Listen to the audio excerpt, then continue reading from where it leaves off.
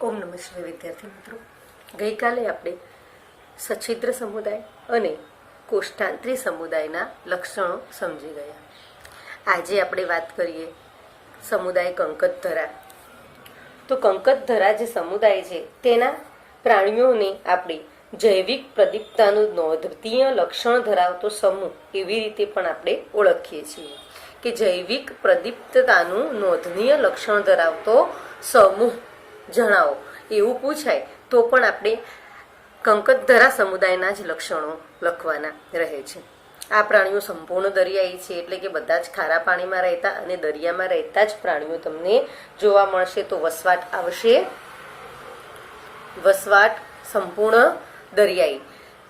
સામાન્ય રીતે તેઓ સમુદ્ર અખરોટ તરીકે ઓળખાય છે, જે કંકત જેલી સ્વરૂપે હોય છે અને જૈવિક પ્રદીપ્તતા એટલે સ્વયં પ્રકાશિતતા તે તેનો ગુણધર્મ છે. સંમિતિની વાત કરીએ તો કેવી છે? અરીય પ્રકારની સંમિતિ ધરાવે છે, પેશી આયોજન ધરાવે અને દ્વિગર્ભસ્તરીય પ્રાણીઓ જોવા મળે છે. તો આપણે આયોજનના સ્તરોની અંદર આવશે દ્વિગર્ભસ્તરીય, પેશી આયોજન. શરીર એ પક્ષ્મોની કંકત તક્તિઓ કહેવાતી 8 બાહ્ય હરોળ ધરાવે. આપણે આ જોઈએ છીએ હરોળો. તો આવી 8 બાહ્ય હરોળો ધરાવે છે અને આ હરોળો તેમને પ્રચલનમાં મદદ કરે છે. તો શરીર કેવું હોય છે? પક્ષ્મોની કંકત તક્તિઓ ધરાવતું હોવાથી અને આ જે તક્તિઓ છે તે તેમને પ્રચલનમાં મદદ કરે છે. પાચન બાહ્ય અથવા અંતઃકોશીય. કેટલાક સજીવો બાહ્યકોશીય તો કેટલાક અંતઃકોશીય પાચન દર્શાવે છે. તેઓમાં લિંગભેદ જોવા મળતો નથી, એટલે કે નર અને માદા એવું અલગ અલગ પ્રાણીઓ જોવા મળતા નથી. અને પ્રજનન પણ ફક્ત ને ફક્ત લિંગી પ્રજનન કરે છે. આગળ આપણે અલિંગી, અવખંડન અને લિંગી એમ 3 પ્રકારના, આગળના જે 2 સમૂહો જોયા એની અંદર 3 પ્રકારના પ્રજનન આપણને જોવા મળતા હતા.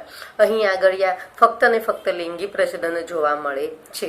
બાહ્ય ફલન અને પરોક્ષ ગર્ભ વિકાસ. પરોક્ષ ગર્ભ વિકાસ એટલે શું તમને ખબર છે? ફલન બાહ્ય, બાહ્ય એટલે પાણીની અંદર.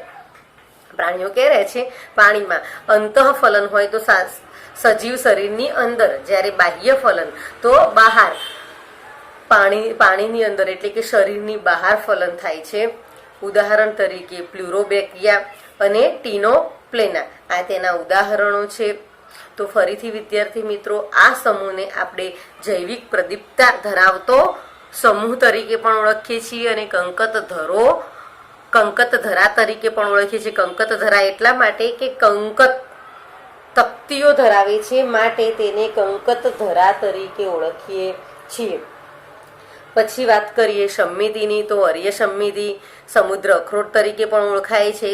આયોજનના સ્તરોની વાત કરીએ છીએ આપણે, તો આયોજનના સ્તરોની અંદર દ્વિગર્ભસ્તરીય અને પેશી આયોજન ધરાવે છે. અને પેશી આયોજન શરીર પક્ષ્મોની તક્તિઓ ધરાવે છે અને આ જ તક્તિઓ કેટલી 8 તક્તિઓ ધરાવે છે અને તેના જ દ્વારા તે પ્રચલન કરે છે. પાચન બહિર્કોશીય અને અંતઃકોશીય બંને પ્રકારનું. લિંગભેદ જોવા નથી મળતો. ફલન બાહ્ય ફલન થાય છે અને પરોક્ષ ગર્ભ વિકાસ. પરોક્ષ ગર્ભ વિકાસ આપણે આગળ ભણી સમજી ગયા છીએ કે જન્મ લેતું એટલે કે જે બાળ પ્રાણી છે તે સીધું જ મુખ્ય પ્રાણી એટલે કે પુખ્ત પ્રાણી જેવું ન દેખાતા જુદા જુદી ડિંબીય અવસ્થાઓમાંથી પસાર થઈ અને પછી પુખ્ત પ્રાણી બને તો તેને આપણે પરોક્ષ ગર્ભ વિકાસ તરીકે ઓળખીએ છીએ. તો હવે આપણે સમજીશું સમુદાય પૃથુકૃમિ. આ 3 સમુદાય આપણે જે ભણ્યા એમાં પહેલો સમુદાય હતો સછિદ્ર. સછિદ્ર સમુદાયની અંદર એક ખાસ અલગતા કે તેની અંદર માત્ર કોષસ્તરીય આયોજન જોવા મળતું હતું. પછી આપણે જોયું કોષ્ઠાંતરી. તો કોષ્ઠાંતરી અને કંકતધરા આ બંનેની અંદર પેશી આયોજન જોવા મળતું હતું. હવે આપણે ભણીશું પૃથુકૃમિ સમુદાય. તો પૃથુકૃમિ સમુદાય એટલે એવો સમુદાય છે કે જ્યાં પ્રાણીઓની અંદર અંગસ્તરીય આયોજન જોવા મળે છે. તો અંગસ્તરીય આયોજન ધરાવતો પહેલો સમૂહ આપણે કહીશું તો તે પૃથુકૃમિ આવશે, જેને આપણે ચપટા કૃમિ તરીકે પણ ઓળખીએ છીએ. મોટે ભાગે આ સમુદાયની અંદર જોવા મળતા ઘણા બધા પ્રાણીઓ પરોપજીવી તરીકે જીવન ગુજારે છે. તો તો ફરીથી યાદ કરાવી દઉં કે આપણે સછિદ્ર સમુદાય કેવું હતું, કોષસ્તરીય આયોજન, પછી આપણે ભણ્યા કોષ્ઠાંત્રી, તો કોષ્ઠાંત્રીની અંદર પેશી સ્તરીય આયોજન, અને હવે કંકતધરાની અંદર પણ પેશી સ્તરીય આયોજન. પણ અહીંયા આગળ આ ફલન પ્રજનનની પદ્ધતિમાં થોડોક ફરક આવ્યો. પ્રજનન અહીંયા માત્ર ને માત્ર લિંગી પ્રજનન જોવા મળ્યું. પછી આપણે વાત કરીએ છીએ પૃથુકૃમિ સમુદાય. તો પૃથુકૃમિ સમુદાયની અંદર પરોપજીવી સજીવો સમાયેલા છે. મોટે ભાગે બધા પરોપજીવી સમુદાય જોવા મળે છે, એટલે કે સજીવો જોવા મળે છે. અને આ જે પ્રાણીઓ છે તેઓનું નામ પૃથુકૃમિ, કારણ કે તેઓ આગળ અને પાછળ બંને બાજુથી ચપટા જોવા મળે છે, માટે આપણે તેમને પૃથુકૃમિ કહીએ છીએ. આગળ બી વાત થઈ કે સછિદ્ર કેવી રીતે, તો છિદ્રીય શરીર દિવાલ ધરાવે માટે સછિદ્ર. કોષ્ઠાંત્રી તો કોષ્ઠ ધરાવે, શરીરમાં પોલાણ ધરાવે છે માટે કોષ્ઠાંત્રી. કંકતધરા તો કંકત તક્તિઓ ધરાવે છે માટે કંકતધરા. અને હવે પૃથુકૃમિ સમુદાય, તો પૃથુકૃમિ એટલા માટે કે પૃષ્ઠવક્ષીય ચપટો દેહ ધરાવે છે અને માટે જ તેમને ચપટાકૃમિય અથવા પૃથુકૃમિ તરીકે આપણે ઓળખીએ છીએ. તેઓ મુખ્યત્વે મનુષ્ય સહિત અન્ય પ્રાણીઓની અંદર, તેમનો વસવાટ ક્યાં છે, તો મનુષ્ય સહિત અન્ય પ્રાણીઓની અંદર જીવતા અંતઃપરોપજીવી તરીકે જીવતા પ્રાણીઓ જોવા મળે છે. ચપટાકૃમિઓ દ્વિપાર્શ્વ સંમિતિ ધરાવે છે. અહીંયા સંમિતિ બદલાઈ. અત્યાર સુધી આપણે અરીય સંમિતિ ભણ્યા. સૌથી પહેલી હતી અસંમિતિ. કોષ્ઠાંત્રીની અંદર અરીય, કંકતધરાની અંદર અરીય સંમિતિ. જ્યારે અહીંયા કેવી આવી, દ્વિપાર્શ્વ સંમિતિ, એટલે કે વચ્ચેથી મધ્ય ધરીએથી કાપતા બે સરખા ભાગોમાં વિભાજિત થાય, માટે એને આપણે દ્વિપાર્શ્વ સંમિતિ તરીકે ઓળખીએ છીએ. આયોજનના સ્તરમાં પણ આવ્યું ત્રિગર્ભસ્તરીય, એટલે કે મધ્ય ગર્ભસ્તર શ્લેષ્મીય જોવા મળતું નથી. અદેહ કોષ્ઠધારી, અદેહ એટલે વચ્ચે જે કોષ્ઠ છે, પાચન નળી અને શરીર દિવાલ વચ્ચે કોઈ કોષ્ઠ એટલે જગ્યા જોવા મળતી નથી. ત્યાં પણ કોષોનું કેવું હતું, 1, 2 અને 3. અહીંયા પણ કોષો, અહીંયા પણ કોષો અને અહીંયા પણ કોષો જોવા મળે, માટે અદેહ કોષ્ઠધારી કોષ્ઠ જોવા મળતું નથી. અહીંયા વચ્ચે જગ્યા હોય તો આપણે એને દેહકોષ્ઠી પ્રાણીઓ કહીએ છીએ. અને અંગ સ્તરીય આયોજન ધરાવતું, સૌથી પહેલા અંગ સ્તરીય આયોજન ધરાવતો સમુદાય કયો, તો પૃથુકૃમિ. તેમના પરોપજીવી સ્વરૂપોમાં અંકુશો અને ચૂષકો, આ બંને તેમના મુખ્ય લક્ષણો જોવા મળે, કારણ કે આ જે સજીવો છે તેઓ અંતઃપરોપજીવી તરીકે જીવન ગુજારે છે. તો અંતઃપરોપજીવી સજીવો ઉપર, એટલે કે જે પ્રાણીઓ પર તે આધાર રાખે છે, તે પ્રાણીઓ સાથે ચોંટી રહેવા અથવા તો વળગી રહેવા માટે અંકુશ આવો એક કાંટા જેવો અંકુશ ધરાવે અથવા ચૂષક ધરાવે છે, જેના દ્વારા અંકુશથી તે વળગી રહે છે અને ચૂષક દ્વારા જે તે સજીવના શરીરમાંથી સીધા જ પોષક દ્રવ્યોને શોષી લે છે. તેમનામાં કેટલાક તેમની સપાટી દ્વારા યજમાન શરીરમાંથી સીધા જ પોષક દ્રવ્યોનું શોષણ કરે છે. યજમાનના શરીરમાંથી સીધા પોષક દ્રવ્યોનું, કારણ કે તેઓ અંતઃપરોપજીવી છે. જ્યોત કોષો કહેવાતા વિશિષ્ટીકરણ પામેલા કોષો દ્વારા તેઓ આશ્રુતિ નિયમનની પ્રક્રિયા કરે છે અને આ જ કોષો ઉત્સર્જનમાં પણ મદદ કરે છે. તો જ્યારે તમે પૃથુકૃમિની અંદર ઉત્સર્જન અંગ કહ્યું તો જ્યોત કોષો. આશ્રુતિ નિયમન કયા કોષોથી થશે, તો પણ જ્યોત કોષો. તો જ્યોત કોષો જેવા એ વિશિષ્ટ, તો થોડા કોષો છે તે વિશિષ્ટીકરણ પામેલા છે, જેને આપણે જ્યોત કોષો કહીએ છીએ. અને આ જ કોષો દ્વારા તેઓ આશ્રુતિ નિયમની પ્રક્રિયા પણ કરે છે અને આ જ કોષો તેમને ઉત્સર્જનમાં પણ મદદ કરે છે. નાના નાના પ્રશ્નોની અંદર ભૂલો આવે છે વિદ્યાર્થી મિત્રો, માટે સાથે ને સાથે સમુદાય તૈયાર કરજો અને સાથે ને સાથે નાનામાં નાના પોઈન્ટો ને યાદ રાખજો, તો શોર્ટ ક્વેશ્ચનની અંદર પણ પ્રોબ્લેમ નહીં થાય. અહીંયા પણ લિંગ ભેદ જોવા મળતો નથી. અંતઃફલન અને ઘણી ડિંબીય અવસ્થાઓ દ્વારા વિકાસ પામે, એટલે કે પરોક્ષ વિકાસ. વિકાસ કેવો જોવા મળે, પરોક્ષ. ઘણી બધી ડિંબીય અવસ્થાઓમાંથી પસાર થઈ અને પછી પુખ્ત પ્રાણી બને, માટે વિકાસ કેવો જોવા મળે છે, પરોક્ષ.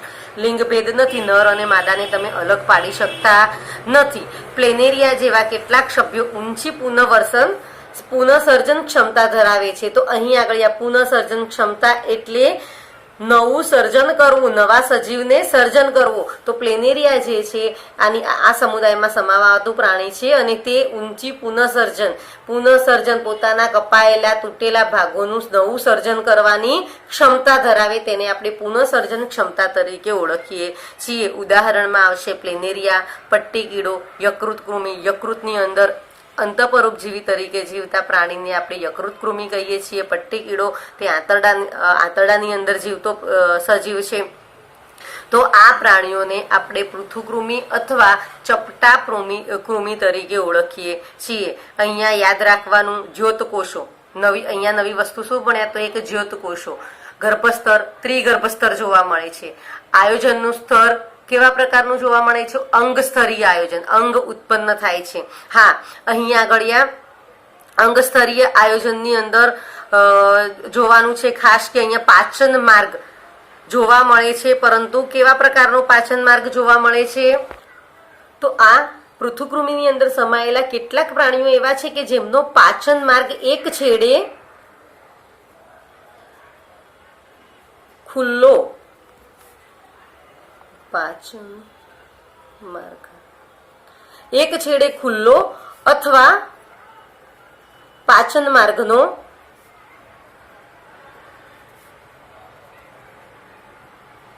અભાવ જોવા મળે છે. તો અહીં આગળ કેટલાક સજીવો એવા છે કે જેની અંદર એક છેડે ખુલ્લો એટલે કેવો પાચન માર્ગ થયો? અપૂર્ણ પાચન માર્ગ. પણ બધા સજીવોમાં એવું હોતું નથી. કેટલાકની અંદર પાચન માર્ગનો સંપૂર્ણ અભાવ પણ જોવા મળે છે.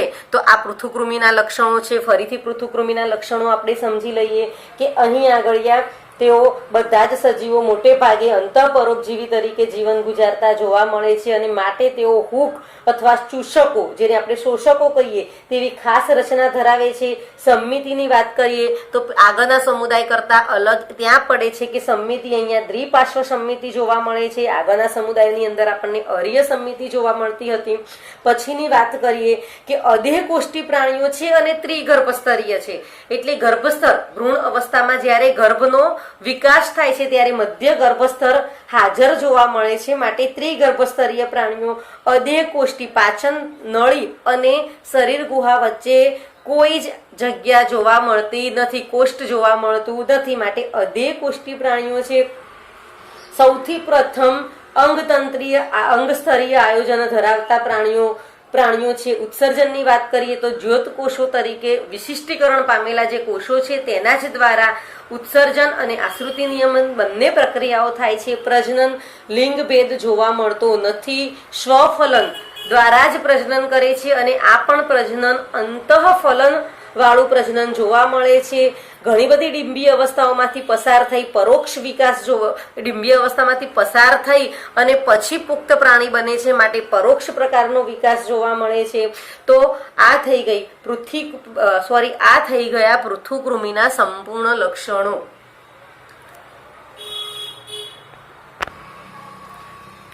હવે આપણે વાત કરીએ સૂત્રકૃમિ સમુદાયના પ્રાણીઓ અથવા ગોળકૃમિ. તેને સૂત્રકૃમિ અથવા ગોળકૃમિ તરીકે ઓળખીએ છીએ. શા માટે? તો તેઓ સૂત્ર જેવા દેખાય છે અને ગોળ હોય છે માટે તેને ગોળકૃમિ કહીએ છીએ. અને આમ સૂત્રો જેવા દેખાતા હોવાથી તેને સૂત્રકૃમિ તરીકે ઓળખીએ છીએ. આ જે સૂત્રકૃમિ પ્રાણી સમુદાય છે તેની અંદર પણ ઘણા પ્રાણીઓ એવા જોવા મળે છે કે જે પરોપજીવી જીવન ગુજારતા જોવા મળે. દાખલા તરીકે કરમિયું જે છે તે માનવી સહિતના સજીવોના પાચન માર્ગની અંદર રહી અને પોતાનું જીવન વ્યતીત કરે છે. જેમાં ખાસ ઉદાહરણ આપણે કરમિયાનું સમજાવીએ.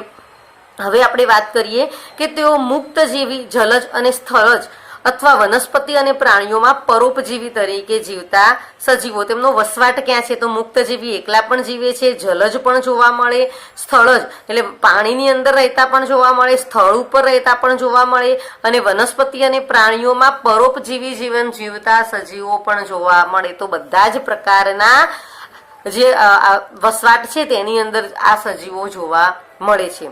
ગોળકૃમિઓનું શરીર અંગસ્તરીય આયોજન ધરાવે. આગળ પૃથુકૃમિની અંદર પણ અંગસ્તરીય હતું, પણ અહીંયા એના કરતા થોડુંક વધારે વિકાસ પામેલા જોવા મળે છે. દ્વિપાર્શ્વ સંમિતિ એ પણ આપણને પૃથુકૃમિમાં જોવા મળતી હતી કે સજીવના વચ્ચેથી કાપતા બે સરખા ભાગમાં વિભાજિત કરી શકાય. ત્રિગર્ભસ્તરીય આયોજન એ પણ આપણે ભણ્યા કે ગર્ભ અવસ્થામાં ભ્રૂણ અવસ્થાની અંદર 3 ગર્ભસ્તરો જોવા મળે તો તેને આપણે ત્રિગર્ભસ્તરી કહીએ છીએ. પરંતુ અહીંયા એક લક્ષણ ચેન્જ થાય છે. કુટ્ટ દેહ કોષ્ટી, ત્યાં અદેહ કોષ્ટી હતા, અહીંયા કુટ્ટ દેહ કોષ્ટી પ્રાણીઓ જોવા મળે છે.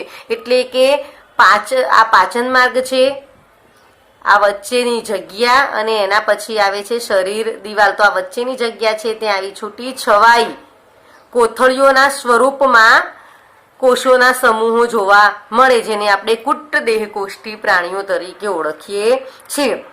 હવે ઉત્સર્ગની વાત કરીએ તો ઉત્સર્ગ નલિકા એ ઉત્સર્ગ છિદ્રો દ્વારા આભાસી ગુહામાંથી નકામા પદાર્થોને શરીરથી દૂર નિકાલ કરે છે. તો ઉત્સર્ગ નલિકાઓ આમની અંદર જે ઉત્સર્જન તંત્ર છે તે સારી રીતે વિકાસ પામેલું હોય છે અને આ ઉત્સર્જન તંત્રની અંદર ઉત્સર્ગ નલિકાઓ સીધી શરીર દિવાલની બહાર નાના નાના છિદ્રો મારફતે બહાર નીકળે છે અને એના દ્વારા તે ઉત્સર્ગ પદાર્થોનો નિકાલ કરે છે. અન્ન માર્ગ બંને સંપૂર્ણ અન્નમાર્ગ જોવા મળે છે. એટલે કે મુખ અને પશ્વ છેડે ખુલ્લો અન્ન માર્ગ સારી રીતે વિકાસ પામેલી સ્નાયુઅલ કંઠનળી યુક્ત સંપૂર્ણ છે. એટલે 2 છેડે ખુલ્લો મુખ ગુહા અને ગુદા માર્ગ બંને છેડે ખુલ્લો સંપૂર્ણ પાચન માર્ગ આપણને જોવા મળે છે. કેવી સુવિકસિત વિકાસિત સ્નાયુઅલ કંઠનળી. આપણે આગળના સમૂહમાં પૃથુકૃમિમાં શું ભણ્યા કે પૃથુકૃમિની અંદર કેટલાક સજીવો એવા છે કે જેમાં અપૂર્ણ પાચન માર્ગ જોવા મળે, જ્યારે કેટલાકમાં બિલકુલ નથી જોવા મળતો અપૂર્ણ પાચન માર્ગ. એટલે એક જ છેડે ખુલ્લો, અહીંયા બંને છેડે ખુલ્લો પાચન માર્ગ જોવા મળે છે. લિંગ ભેદ પણ અહીં જોવા મળે છે. નર અને માદા બંને અલગ અલગ જોવા મળે. હા, અહીંયા નર એ જે માદા છે તે નર કરતા વધારે લંબાઈ ધરાવે છે અને નરને ઓળખવાનું એક ખાસ વસ્તુ છે કે તેના એક છેડે આવી હૂક જેવી રચના આવેલી હોય છે. તો આવી હૂક જેવી રચના ધરાવતું પ્રાણી જે છે તે નર છે અને માદા જે છે તે નર કરતા શરીરની લંબાઈ વધારે ધરાવે છે. અંતઃફલન અને વિકાસ પ્રત્યક્ષ કે સીધો જ જોવા મળે છે. એટલે કે અહીંયા ફલન જે છે તે પ્રાણી શરીરની અંદર થાય છે. વિકાસ સીધો જોવા મળે છે. એટલે કે જન્મ લેનાર જે બાળ સ્વરૂપ છે તે સીધું જ પ્રાણી જેવું જોવા મળે છે. કરમ્યું, વ્યુકેરિયા, પછી ફેલારિયા વોર્મ, એસાઇલોસ્ટોમા વગેરે તેના ઉદાહરણો છે. તો ફરીથી આખું સમુદાય સમજી લઈએ કે સૂત્રકૃમિ સૂત્ર જેવી રચના ધરાવતા હોવાથી આ સમુદાયની અંદર જે સજીવો સમાયેલા છે તે બધા સૂત્ર જેવી રચના ધરાવે છે, માટે આપણે તેમને સૂત્રકૃમિઓ તરીકે ઓળખીએ છીએ. આડો છેદ લઈએ તો ગોળ દેખાય માટે તેને ગોળકૃમિ પણ કહીએ છીએ. તેઓ કેવા વસવાટમાં રહે છે તો મુક્તજીવી છે, પાણીની અંદર પણ જોવા મળે, સ્થળ ઉપર પણ જોવા મળે અને વનસ્પતિ અને પ્રાણીઓની અંદર પરોપજીવી તરીકે પણ જોવા મળે. સૌથી પહેલા અંગસ્તરીય આયોજન પૃથુકૃમિમાં જોવા મળતું હતું, એ પછી આ સૂત્રકૃમિમાં જોવા મળશે. સંમિતિ જે છે તે દ્વિપાર્શ્વ સંમિતિ, ત્રિગર્ભસ્તરીય આયોજન અને કુટ્ટ દેહ કોષ્ટી ધરાવતા પ્રાણીઓ જોવા મળે છે. પાચન નળીની વાત કરીએ તો અહીં આગળ આ પાચન નળી સારી રીતે વિકાસ પામેલી સ્નાયુઅલ કંઠનળી યુક્ત સંપૂર્ણ છે. એટલે કે 2 છેડે ખુલ્લો પાચન માર્ગ જોવા મળે છે. ઉત્સર્જન કરવા માટે ઉત્સર્ગ નલિકાઓ જોવા મળે છે અને આ ઉત્સર્ગ નલિકાઓ શરીર ગુહાની બહાર છિદ્રો મારફતે ઉત્સર્ગ પદાર્થોને દૂર કરે છે. સ્પષ્ટ લિંગભેદ જોવા મળે છે. નર અને માદા બંને જુદા જુદા પ્રાણીઓ જોવા મળે. સ્પષ્ટ લિંગભેદ, અહીંયા સૌથી પહેલા લિંગભેદ ધરાવતા પ્રાણીઓ આપણે જોયા. આગળથી જેમ સ્ટેપ બાય સ્ટેપ આગળ વધ્યા તો સછિદ્ર સમુદાયમાં નહોતું જોવા મળતું, એના પછી કોષ્ટાંતરીમાં પણ લિંગભેદ જોવા મળતો નહોતો. પછી ભણ્યા કંકતધરા પૃથુકૃમિ, તો એની અંદર પણ લિંગભેદ જોવા મળતો નહોતો. સૌથી પહેલા સ્પષ્ટ લિંગભેદ ધરાવતા પ્રાણીઓ તો તેઓ સૂત્રકૃમિઓ છે અને સૌથી પહેલા સંપૂર્ણ પાચન માર્ગ ધરાવતા પ્રાણીઓ તો પણ સૂત્રકૃમિઓમાં જ જોવા મળે છે. ઘણીવાર માદા એટલે કે આ પ્રાણીઓ જે છે તેની અંદર માદાની લંબાઈ નર કરતા વધારે જોવા મળે છે અને નરના એક છેડે હૂક જેવી રચના જોવા મળે છે. આ હૂક જેવી રચના તેના પ્રજનનની પ્રક્રિયામાં મદદ કરે છે. ફલન જે છે, પ્રજનન પછી જે ફલન થાય છે તે ફલન અંતઃફલન જોવા મળે છે. અને આની અંદર પ્રજનન જ્યારે પૂછવામાં આવે તો પ્રજનન કયું આવશે? લિંગી પ્રજનન. કેમ? કારણ કે સ્પષ્ટ લિંગભેદ જોવા મળે છે. હવે આ જે ફલન છે તે અંતઃફલન. અંતઃફલન એટલે કે ફલન સજીવ શરીરની અંદર થવું, તેને અંતઃફલન કહીએ. તો સજીવ શરીરની અંદર ફલન થશે અને ફલન પછી વિકાસ પામી અને જે બાળક જન્મ લેશે તે સીધું જ પુખ્ત પ્રાણી જેવું દેખાશે, માટે પરોક્ષ પ્રકારનો વિકાસ જોવા મળતો નથી. વિકાસ કેવો જોવા મળે છે? સીધો અથવા પ્રત્યક્ષ. ઉદાહરણની વાત કરીએ તો કરમિયું, વુકેરિયા, એસાઇલોસ્ટોમા વગેરે તેના ઉદાહરણો છે. તો વિદ્યાર્થી મિત્રો, આજે આટલું જ. બીજા સમુદાયો પછીના વિડીયોમાં. ઓમ નમઃ શિવાય.